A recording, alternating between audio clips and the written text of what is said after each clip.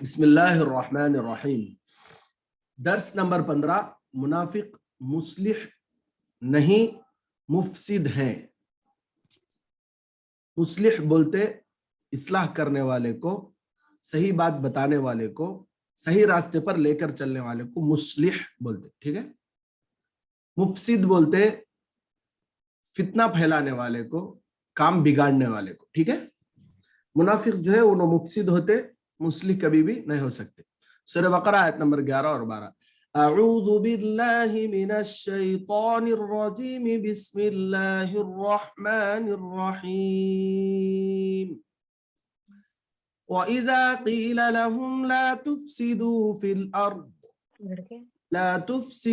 Fill अर्द क़ालू इन्नमा नहनु मुस्लिहून अला इन्नहुम हुमुल मुफ़सिदून वलाकिन ला यशऊरून। इसका वर्ड टू वर्ड तर्जुमा देखिए। वइज़ा, और जब, क़ील लहुम, कहा जाता है उनसे कि ला तुफ़सिदू, तुम फसाद मत करो, फिल अर्दी, जमीन में, क़ालू, तो वो कहते हैं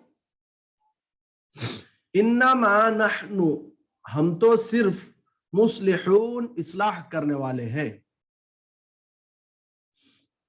अच्छा, मामूल से ये मुनाफिकों की बात अल्लाह ताला यहाँ पर बयान फरमाया। अब आगे अल्लाह अपनी तरफ से क्या बयान फरमा रहे हैं देखिए। अला, खबरदार, इन्नहुम हुम, बिलाशुबा वही है, अल मुफसिदून, फसाद करने वाले। इन्नहुम हुम, बिलाशुबा वही है, अल मुफसिदून, फसाद करने वाले। वलाकिन, और लेकिन, ला यशऊरून, वो शुऊर नहीं रखते। तर्जुमा देखो। और जब उनसे कहा जाता है कि तुम फसाद मत करो जमीन में, तो वो कहते हैं कि हम तो सिर्फ इस्लाह करने वाले हैं। खबरदार, बिलाशुबा वही है फसाद करने वाले, लेकिन वो शुऊर नहीं रखते। शुऊर नहीं रखते, उनको उसका सेंसिज नहीं है, उनको वो मालूम ही नहीं हो रहा बोलकर अल्लाह ताला फरमाता। अब आगे देखिए तशरीह। इन दो आयतों में दो बातें बतलाई गई हैं। अव्वल ये कि जब उनसे कहा जाता है कि तुम जमीन में फसाद ना मचाओ, तो वो कहते हैं कि हम तो इस्लाह करने वाले हैं। दूसरी बात ये बताई गई है, याद रखो यही लोग फसाद फैलाने वाले हैं, लेकिन इन्हें इस बात का एहसास नहीं है। मुनाफिकीन जो है वो फसाद फैलाते हैं, लेकिन उनको उसका खुद एहसास नहीं है, शऊर नहीं है, सेंस नहीं है। जब मुनाफिकों से ये बात कही जाती थी कि तुम लोग जमीन में अपने निफाक के जरिए और कुफ्र के जरिए फसाद और बिगाड़ मत पैदा करो, तो वो साफ तौर पर इस बात को झुटला देते थे कि वो फसाद और बिगाड़ पैदा करने वाले नहीं हैं, बल्कि वो तो इस्लाह पसंद लोग हैं। ये बात जहन में रहे कि फसाद के माने सिर्फ झगड़ा करना नहीं है, बल्कि सबसे बड़ा फसाद और बिगाड़ तो कुफ्र, यानी अल्लाह का इनकार, निफाक, और अल्लाह उसके रसूल, कुफ्र और निफाक है। सबसे बड़ा फसाद क्या है? कुफ्र है और निफाक है। कुफ्र बोले तो अल्लाह का और उसके अहकामात का, नबी अलैहिस्सलाम का, कुरान का इनकार करना, और निफाक बोले तो ऊपर से अपने आप को मुसलमान जाहिर करना और दिल से इस्लाम की दुश्मनी अपने दिल में रखना और दिल से काफिर रहना। तो ये दोनों बहुत बड़ा फसाद है, ये दो काम बहुत बड़े फसाद वाले काम है। और अल्लाह उसके रसूल सल्लल्लाहु अलैहि वसल्लम की नाफरमानी है, अल्लाह उसके रसूल की नाफरमानी भी फसाद है। और जमीन में इस्लाह के माने सिर्फ ये नहीं कि किसी बुराई का खातिमा हो जाए, बल्कि असल इस्लाह ये है कि आदमी अपनी जिंदगी को रब जुल जलाल की इताअत में लगा दे। मुनाफिकों का बातिल और झूठा दावा ये था कि वो फसाद नहीं, बल्कि वो फसादी नहीं बल्कि मुस्लिह है। मुनाफिकीन क्या बोलते थे कि हम फसादी नहीं है बल्कि हम मुस्लिह हैं, हम इस्लाह करने वाले हैं। अल्लाह ताला ने मुनाफिकों के झूठे दावे का जवाब दिया कि सुन लो, यही मुनाफिकीन फसाद करने वाले हैं, لیکن ان کو اپنے فسادی ہونے کا شعور ہی نہیں ہے. جیسے آج کل دیکھا جا رہا ہے کہ ہمارے ملک میں ایسے لوگ ہیں جو ہمیشہ فساد کا کام کرتے ہیں، لیکن ان کو اس کا سینس ہی نہیں ہے. وہ لوگ کہتے ہیں کہ ہم ہی ملک کے چاہنے والے ہیں، ہم ملک کی ترقی کرنے والے ہیں، حالانکہ وہ لوگ ملک کے اندر فتنہ اور فساد پھیلا رہے ہیں. بالکل منافقوں کا بھی یہی حال تھا.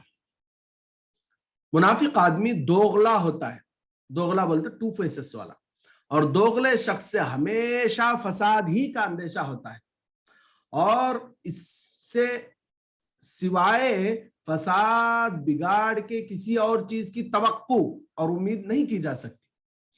جو دو چہرے والا آدمی ہوتا ہے اس سے کبھی خیر نہیں رہتی، اس سے ہمیشہ فساد فتنہ یہی رہتا. کیوں بولے تو مثال کے طور پر کوئی آپ کا دوست یا پھر کوئی آپ کے پاس رہنے والا ایسا ہے جو آپ کے سامنے آتا ہے، آپ کی بات کرتا ہے، پھر آپ کا کوئی دشمن ہوتا ہے تو اس کے سامنے جا کے پھر اس کی بات کرتا ہے. ظاہر سی بات ہے کہ آپ کی باتیں وہاں کہے گا، وہاں کی باتیں آپ کے پاس کہے گا، جس سے فساد پیدا ہوگا، جس سے جھگڑے پیدا ہوں گے، جس سے فتنے پیدا ہوں گے. ٹھیک ہے، تو دوغلا آدمی کبھی بھی اس سے کوئی اچھائی کی امید ہی نہیں، توقع بولتے امید ہی نہیں کی جا سکتی. اچھا، میں آپ لوگوں کو بولا تھا کہ آپ لوگ کاپی مینٹین کرو بول کے، مینٹین کر رہے ہیں آپ لوگ کاپی؟ اس طرح کے جو پیور عربک یا پھر اردو ورڈز آتے ہیں، میں اس کی آسان اردو اور اس کا ٹرانسلیشن سمجھے میں آپ کو بولتا ہوں تو آپ اس کو ہمیشہ نوٹ کرنا ہے. ٹھیک ہے، جیسے ابھی آج کے سبق میں بھی بہت ساری چیزیں، شعور بولے تو سینس کو بولتے، توقع بولے تو امید کو بولتے، اس طرح. ٹھیک ہے، ایمان اور فساد دونوں چیزیں ایک جگہ جمع نہیں ہو سکتے. جو دنیا میں فساد اور بگاڑ پیدا کرتا ہے وہ کامل مومن نہیں ہو سکتا. انجام کے اعتبار سے بھی مومن اور مفسد، فساد کرنے والے کا انجام ایک جیسا نہیں ہو سکتا. اچھا، اسی حقیقت کو سورہ صاد کی آیت نمبر 28 میں اسی حقیقت کو ظاہر کیا گیا کہ ام نجعل الذین آمنوا وعملوا الصالحات کالمفسدین فی الارض ام نجعل المتقین کالفجار. کیا ہم ان لوگوں کو جو ایمان لائے اور نیک عمل کیے ان کے برابر کر دیں گے جو ہمیشہ زمین میں فساد مچاتے رہے، یا پرہیزگاروں کو بدکاروں جیسا کر دیں گے؟ نہیں.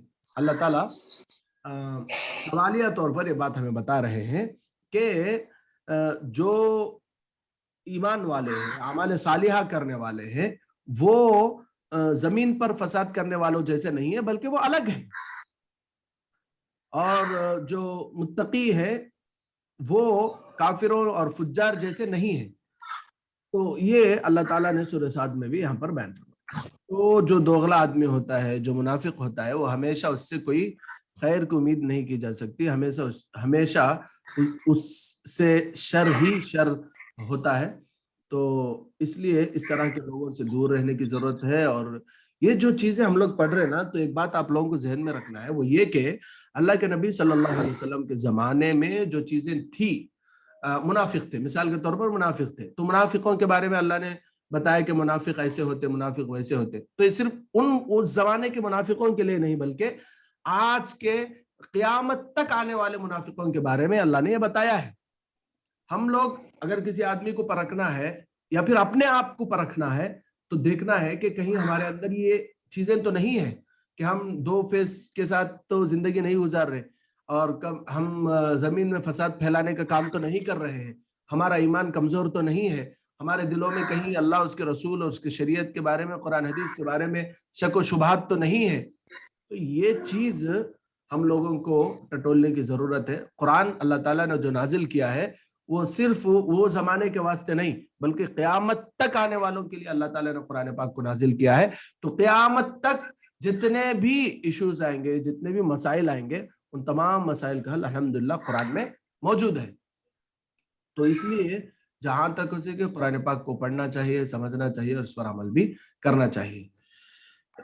ہم لوگ دیکھ رہے ہیں کہ جو لوگ نئے سے اسلام قبول کرتے ہیں، ہمارے چینل کے تھرو بہت سارے لوگ کانٹیکٹ میں ہیں ہمارے، الحمدللہ اسلام قبول کر کے کچھ ہی عرصہ ہوا رہتا، لیکن وہ لوگ قرآن پورا 1 بار 2 بار 3 بار ٹرانسلیشن کے ساتھ پڑھ لیے ہوتے ہیں. لیکن ہم ماپیٹ مسلمان ہیں، لیکن کبھی ہمیں پورا قرآن ترجمے کے ساتھ تفسیر کے ساتھ پڑھنے کی توفیق نہیں ہوئی۔